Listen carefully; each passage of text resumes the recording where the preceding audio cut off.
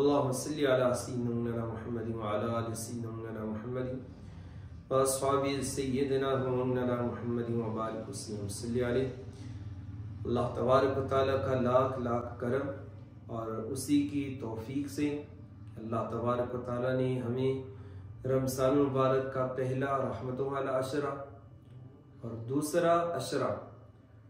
اللہ تبارک و تعالیٰ نے رحمت کے بعد بخشش والا استغفار والا نصیب فرمایا، اور تیسرا عشرہ جو جہنم کی آگ سے آزادی کا عشرہ ہے۔ اور حضور صلی اللہ علیہ وآلہ وسلم نے جیسے اس عشرے کے اندر امت کو جو دعا تعلیم فرمائی، اللہم اجرنی من النار، تو جہنم کی آگ، اس کے عذاب سے، اس سے پناہ اللہ تبارک و تعالیٰ کے حضور طلب کرو۔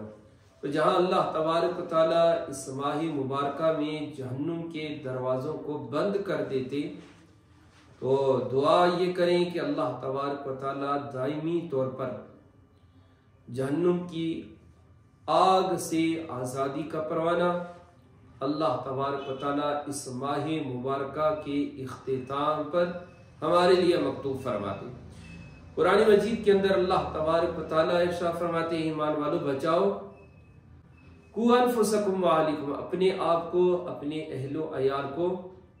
اس آگ سے، وقودھا الناس والحجارہ، کہ جس کا ایندھن کیا ہے؟ جس کا ایندھن پتھر ہے، جس کا ایندھن کیا ہے؟ جس کا ایندھن انسان ہے۔ آج ایک عام طور پر یہ معاشرے میں بعض حضرات جملہ بولتے ہیں، یعنی اسے تکفیری جملہ کہہ لیں، یا یہ کہہ لیں کہ اللہ رب العزت کے سخت عذاب کو دعوت دینے والا جملہ۔ وہ یہ کہتے ہیں نہ جانے ہم اتنے گنہگار ہیں کہ ہمیں جہنم میں بھی اللہ جگہ دے گا یا نہ دے گا۔ یعنی جہنم، بعض کہتے ہیں کہ نہیں میں تو جہنم کے بھی قابل نہیں ہوں، اتنے میں گنہگار ہوں، ہمارے لیے جہنم سے بھی کوئی اور جگہ ہوگی، ہم تو جہنمیوں سے بھی ابتر، ہمارے بالا و برتر ہمارے کام ہیں۔ تو اس طرح کے جملے جو ہیں بولے جاتے ہیں، یا پھر دوسرے کو کہا جاتا ہے کہ او یہ جتنا نمازی پرہیزی ہے اور ہمیں معلوم ہے، اور یہ حج عمرہ کر کے آ گیا اور اس کو رہنے دو، اس کا کریکٹر ہمیں معلوم ہے، رمضان المبارک میں عبادت کے لیے آ گیا اور اس کو ہمیں معلوم ہے اور یہ تو ہے ہی جہنمی ہے، یا اس طرح بول دیتے ہیں کسی کے متعلق۔ یہ الفاظ ہیں جو اللہ تبارک و تعالیٰ کی رحمت اور غضب کو دعوت دینے والی ہیں۔ ایک تو یہ سمجھ لو، جہنمی جب جہنم میں ڈال دیے جائیں گے تو اس وقت بھی جہنم ندا دے گی، یوم نقول لجہنم هل امتلأت وتقول هل من مزید، تو جہنم پھر بھی اللہ رب العزت کے حضور یہ دعا کرے گی، اللہ رب العزت میں تو بھری نہیں، مجھ میں تو ابھی بہت سی جگہ موجود ہے، اور میرے اندر اور لوگوں کو ڈالا جائے، جہنمیوں کو ڈالا جائے۔ اور اللہ اکبر آیت میں جیسے اللہ رب العزت ارشاد فرما رہے، وقودھا الناس والحجارہ علیہم ملائکۃ غلاظ شداد لا یعصون اللہ ما امرہم ویفعلون ما یؤمرون، کہ اس پہ اللہ تبارک و تعالی نے ایسے فرشتے مقرر کیے ہیں کہ جن پہ نرمی نہیں ہے، نرمی کا وعدہ نہیں ہے، غضب اور غصے والے فرشتے اللہ تبارک و تعالیٰ نے، وہ بھی کہیں گے اللہ رب العزت، اور جہنمی ڈالے جائیں انہیں ہم جہنم کا دردناک عذاب دیں۔ تو اللہ تبارک و تعالیٰ جہنم میں پھر اللہ تبارک و تعالیٰ اپنا قدم مبارک رکھیں گے، جس طرح اللہ تبارک و تعالیٰ کی شایان شان ہے، اور پھر جہنم کہے گی کہ بس اب میں بھر گئی۔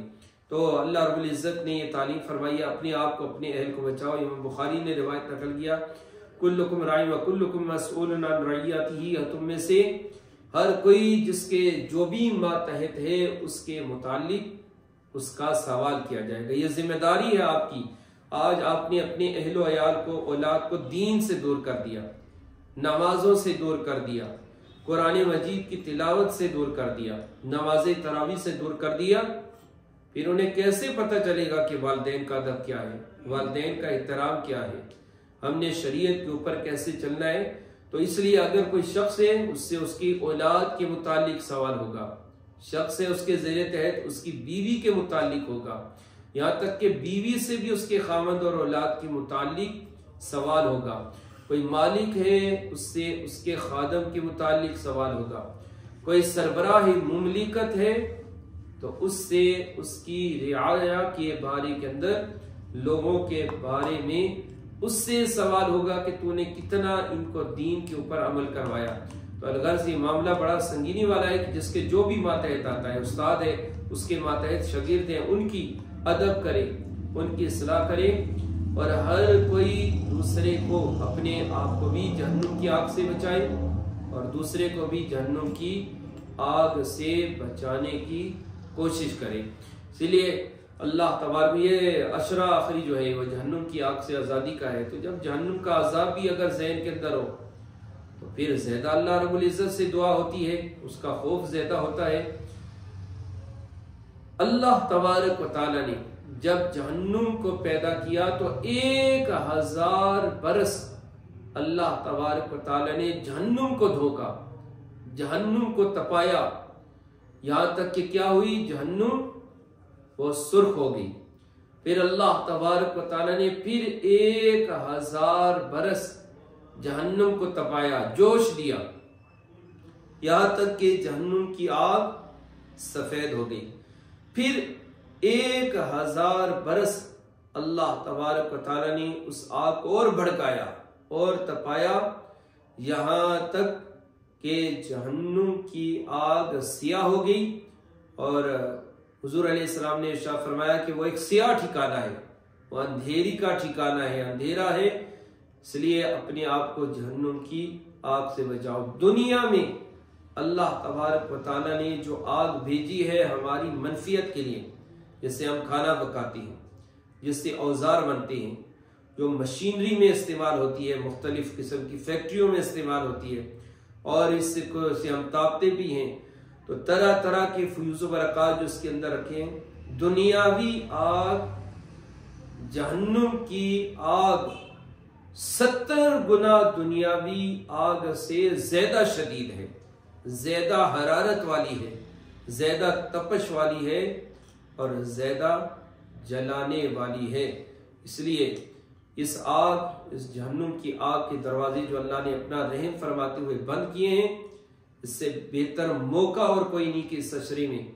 اللہ کے حضور کثرت سے یہ دعا کریں نماز کے بعد، اللہم اجرنی من النار، بلکہ ایک تصویر سے وظیفہ بھی بنائیں، اور اللہ رب العزت سے آپ کے آباء و اجداد جو دنیا سے رخصت ہو گئے ان کی بھی مغفرت طلب کریں کہ اللہ رب العزت یہ جو جہنم کے دروازے بند ہوتے ہیں نا اس ماہ مبارکہ کی ابتدا میں، یہ ویسے نہیں ہے کہ کوئی دروازے کھولے اور بند کر دیے، یا کوئی بند ہوئے تو پھر رمضان کے بعد کھول دیے۔ مطلب اس کا یہ ہے کہ اللہ تبارک و تعالی تمام اہل ایمان تو اہل ایمان، اللہ رب العزت کی رحمت اتنی وسیع ہے، اتنی رحمت والی صفت غضب پہ غالب آ جاتی ہے، یہاں تک محدثین نے لکھا کہ اللہ کافروں سے بھی جہنم کے عذاب کو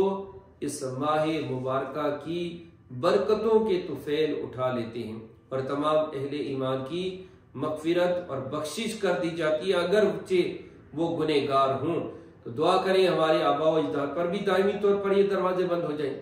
اور ہمارا بھی جب اس دنیا سے خاتمہ ہو اللہ تبارک و تعالی حالت ایمان بے موت نصیب فرمائے، مرتے وقت کلمہ طیبہ درود شریف کی تلاوت کو جاری فرمائے، اور پھر یہ سچرے میں جتنا ہو سکے عبادت کر کے اپنے اوپر جہنم کی آگ سے آزادی کا پروانہ وہ اپنے لیے مکتوب فرما لے۔ اللہ تبارک و تعالی ہم سب کو جہنم کی آگ سے آزادی نصیب فرمائے، اور جنت الفردوس کی ابدی نعمتیں ہم سب کو بعد مرنے کے نصیب فرمائے، آمین یا رب العالمین۔